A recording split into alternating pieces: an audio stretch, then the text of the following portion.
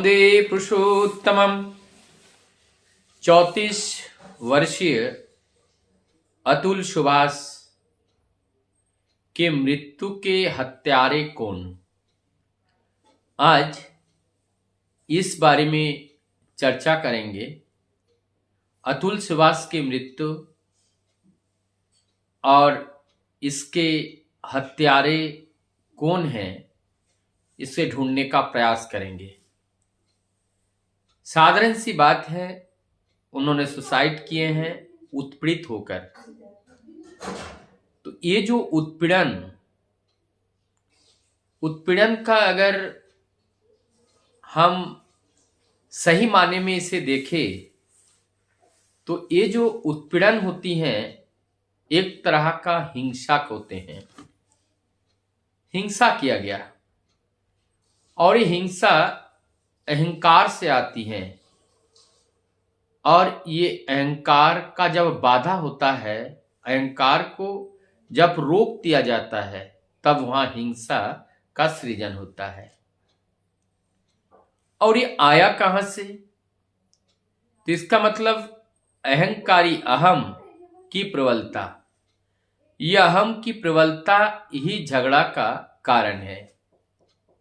पति पत्नी का जो मधुर रिश्ता है, एक मधुर बंधन है, उस मधुर बंधन में जब खटास पड़ जाता है, तब एक दूसरे के लिए जीना मरना तो दूर की बात, एक दूसरे को जिंदा मारना चाहता है। इतना हिंसक होने का मूल कारण कहां पर है, इस चीज को हमें समझना पड़ेगा। आज हमने इस विषय को ही क्यों चुना? क्योंकि यह जीवंत विषय है और इस विषय हमारे जीवन में कई बार आती है। समाज में अनेकों लोगों के जीवन में इस तरीके का समस्या आता है, और जो समस्या का समाधान ना ढूंढ पाने के वजह से वो मृत्यु को वरण कर लेते हैं। इसका मतलब ये जो हिंसक तब आते हैं जब एक दूसरे के प्रति प्रेम की कमी आती है, एक दूसरे के प्रति प्रेम नहीं रहता है।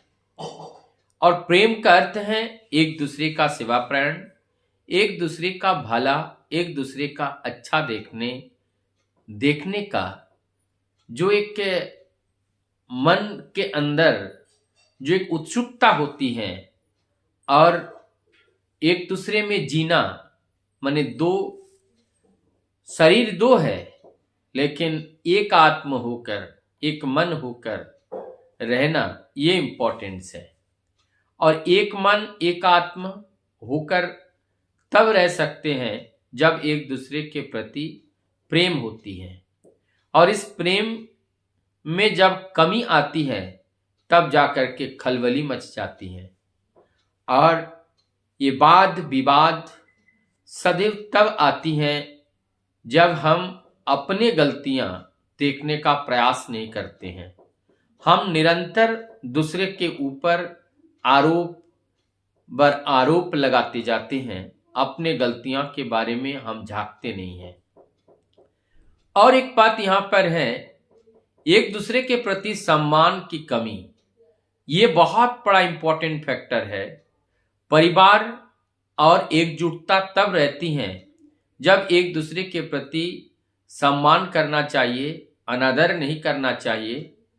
हम जानते हैं मनुष्य का दया, माया, क्षमा, करुणा, ये सब मनुष्य के मानवीय गुण हैं। और इस गुण के रहते हुए भी हम अगर हिंसक बन रहे हैं, हमारी अर्थात हमारा अहंकार मजबूत हो रहा है। और यह अहंकार जब मजबूत हो जाता है, परमदयाल जी ठाकुर जी सत्संग में कहते हैं, इस अहंकार को जब रोका जाता है तो हिंसक का रूप लेते हैं, और इसका अंत मृत्यु होते हैं। और मृत्यु का मतलब ही है जीवन की समाप्ति, वहां पर होता है। हम क्या चाहते हैं? जीवन को खत्म करना चाहते हैं या हम अमर होना चाहते हैं? हम सभी लोग अमरता को प्राप्त करना चाहते हैं। कल जो एक दूसरे को देख नहीं पा रहे थे, आज बताइए जब ये पार्थिव देह नहीं रहा तो आप लड़ाई कहाँ किससे करोगे। लड़ने के लिए एक पात्र होना चाहिए। आज उस पात्र की अनुपस्थिति में और ये जाने के बाद जो आज उन्होंने सुसाइड नोट्स पे 34 पन्नों का जो सुसाइड नोट्स हैं, 1 घंटे का जो लाइव वीडियो है, जो मृत्यु से पहले उनके साथ जो उत्पीड़न किया गया, जिस बात को आज संपूर्ण राष्ट्र के सामने, संपूर्ण दुनिया के सामने उन्होंने उजागर किया। और वो ऐसे वैसे व्यक्ति के द्वारा नहीं, ये एएनआई इंजीनियर थे, एक उप महाप्रबंधक के रूप में बेंगलोर में किसी कंपनी में कार्यरत थे। ससुराल उनका जौनपुर में, बिहार के ये रहने वाले थे। तो इनकी ये जो घटना हुई है, निश्चित रूप से आंखें खोल देने वाली ये घटना है। और ऐसी घटना दैनंदिन हमारे हर संस्थान में इस तरीके का हो रहा है। और इसके अंदर एक चीज है, जो जिस चीज से उनको ज्यादा उत्पीड़न हुआ, जिससे समझ में आया कि हर जगह शोषण का जो भावना है, हम खुद बड़ा बनना चाहते हैं, दूसरे को दबा करके हम स्वयं बड़ा बनना चाहते हैं। ये जो टेंडेंसी है, ये टेंडेंसी कभी न्याय नहीं दिला सकती है। और ये टेंडेंसी जब रहेगी, और ये टेंडेंसी जब तक रहेगी, तब तक इस तरह का उत्पीड़न हमारे तो क्या संपूर्ण विश्व में ये उत्पीड़न होता रहेगा। और सबसे बड़ी बात है, हम समझते हैं कि हम जन्म लिए हैं, हमारी मृत्यु नहीं होगी।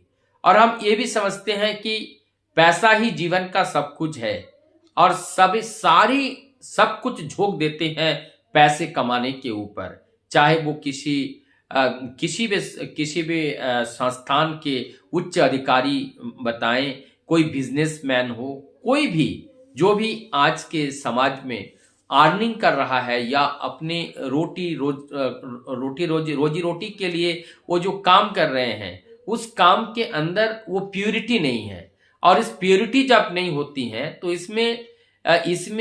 इसमें जो है अनेकों लोग इसके अंदर पीछे जाते हैं, और इसी प्रेशर पे वो आते हैं और आकर के वो उत्पीड़न होते हैं।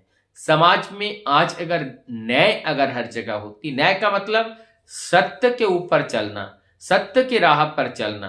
तो अगर सत्य के राह पर हर व्यक्ति चलते और हर व्यक्ति ये समझते कि मैं जो कार्य कर रहा हूं, मैं तो देख रहा हूं, जो अहम, जो मैं कर रहा हूं, बार बार मैं कर रहा हूं, अर्थात हमारे अंदर जो परम सत्य है वो स्वयं सब कुछ देख रहे हैं। हम तो निमित्त मात्र, हमारी ये देह है, लेकिन हमारे द्वारा किया गया कार्य स्वयं मालिक सब कुछ देख रहे हैं। और यहाँ पर कोई पार्शलिटी नहीं, ना यहाँ पर कोई घुसखोरी यहाँ पे चलती है। यहाँ पे तो जैसे हम करेंगे गिव एंड टेक, जैसे हम देते हैं वैसे हम पाते हैं। हमारा कर्म जैसा होगा उस हिसाब से हमें फल मिलेगा, ये निश्चित है। और इस जीवंत सत्य को हम समझ नहीं पाते हैं, हम इनको झुटला देते हैं, हम इनको कुछ देर के लिए भूल जाते हैं।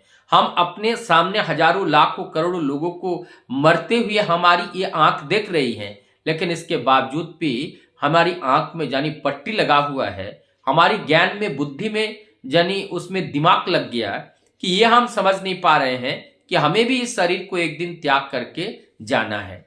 ये संपत्ति, ये स्त्री पुत्र जो भी है, संसार है, रिश्ते नाते हैं, सबको छोड़कर एक दिन सबको जाना पड़ेगा। और निरंतर जा रहे हैं, और इस निरंतर जाते हुए देखने के बावजूद भी हमारा आचरण में कोई परिवर्तन नहीं है। और इसका मूल कारण है कि हम भौतिक जगत से ज्यादा आसक्त हैं। भौतिक जगत से जब हम ज्यादा बंधे हुए रहते हैं, हम वास्तविक के अर्थ को समझ नहीं पाते हैं। हमारी अथत ब्रह्म जिज्ञासा, हमारे अंदर वो ब्रह्म जिज्ञासा नहीं आया, हमारे अंदर वो जिज्ञासा नहीं आया कि मनुष्य जीवन की वास्तविक उद्देश्य क्या है। मुझे लगता है हमारे समाज में इस तरह का जो कुकृतियां हो रही है, इसका मूल कारण ही है कि हमारे अंदर आत्मबोध नहीं हुआ, आत्म जागृति नहीं हुई, और हमारे अंदर वो जिज्ञासा नहीं आया। अगर वो जिज्ञासा होती, वो जीवन जिज्ञासा, तो निश्चित रूप से इस तरह का घिनौने कर्तव्य नहीं हो पाते। हम अगर सम्मान दिए होते, निश्चित रूप से हमें इस तरीके का तिरस्कार और इस तरीके की परिस्थिति आज ही उत्पन्न नहीं होती। इसका मतलब मैं जिस बात से शुरू किया था, तो इसके लिए जिम्मेदार कौन है? इसके लिए जिम्मेदार आप भी हैं, हम भी हैं। आज जो अतुल सुभाष जी वो विदेही हो गए, लेकिन उसके लिए हम पूरे समाज दोषी हैं। आप भी जितना दोषी हैं, हम भी उतना दोषी हैं। आज उनके माता पिता सब दुख है, निराश है, हताश है, लेकिन इस हताशता के बीच में उन्होंने अपने जीवन को दे करके ये हमारी जो सिस्टम है, सिस्टम के ऊपर एक प्रश्न चिन्ह खड़ा करके और इसको सुधारने का और चिंतन करने का एक मौका दिया है।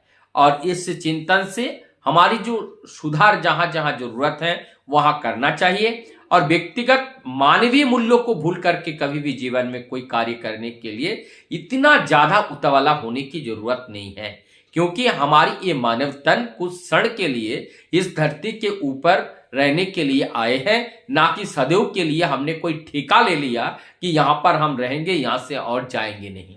तो इसका मतलब आज हमारी संपूर्ण विश्व में एक जरूरत है मानवीय गुण के बारे में जानना। और मानवीय गुण के बारे में जानने के लिए निश्चित रूप से जिसको आध्यात्मिकता कहते हैं, आध्यात्मिकता का मतलब होते हैं कि आध्यात्मिकता का नाम होते हैं अधिआत्मिक।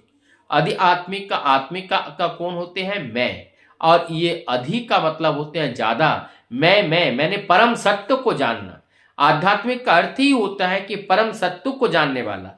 तो परम सत्य को जानने की जो इच्छा एवं जानने के लिए जो जो हमें रसद सामग्री चाहिए, उन्हीं के लिए कार्यरत रहने वाले जो व्यक्ति होते हैं और वो आध्यात्मिक व्यक्ति कहलाते हैं। और ऐसे आध्यात्मिक व्यक्ति का अर्थ ही और एक तरह से हम समझ सकते हैं जो उसमें चेतन में रहना, जागृत रहना, प्रकाश में रहना, वास्तविक सत्य को समझते हुए जीवन व्यतीत करना।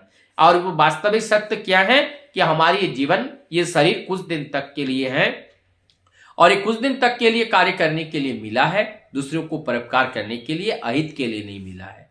और इस तरह से जब हमारे अंदर ये बुद्धि, ये समाज जब आएगी, निश्चित रूप से हम एक दूसरे के सहयोग करेंगे। एक दूसरे के विनाश के लिए या अहित करने के लिए हम कभी नहीं सोचेंगे। और ऐसा सोच जब हमारी हर व्यक्ति के अंदर, हर परिवार के अंदर, समाज और राष्ट्र के अंदर ऐसा विचारधारा जब जन्म लेता है, तब उस समाज में एक बार वो सत्य युग का सृजन होते हैं, वो राम राज्य की स्थापना होती है। तो आज जरूरत है प्रत्येक व्यक्ति के जीवन में वास्तविक मूल्यबोध को जानने के लिए जो खोज है, जो वेद है, पुराण है, उपनिषद है, और इनके बारे में हमें जागरूक होना पड़ेगा। और ये जब हम जागरूक होंगे, निश्चित रूप से हम अपने जीवन में एक सद्गुरु, मतलब जो राह दिखाने वाले जो विचारक हैं, और उनके चरणों में हम नौछावर करके, समर्पित करके जब हम जीवन को चलेंगे, और जब जीवन को नौछावर करके चलेंगे, सत्य को ग्रहण करके चलना। नौछावर करने का, चलने का अर्थ है किसी सत्य या आदर्श को ग्रहण करके चलना, सत्य बात को अनुसरण करते हुए चलना, पालन करते हुए चलना। ऐसा हम जब सभी लोग करते हैं तो ये धर्मपरायण जीवन होते हैं। और धर्मपरायण जीवन ही एक दूसरे को सुख, शांति, समृद्धि के पथ पर हम सहयोग हो सकते हैं। इसके अलावा जितने हम भौतिकवादी होंगे और भौतिक वस्तुओं के ऊपर जितने हम आकर्षित होंगे, आसक्त होंगे, उतने ही हम दूसरे को दुख देने के अलावा सुख हम दे ही नहीं पाएंगे। वंदे।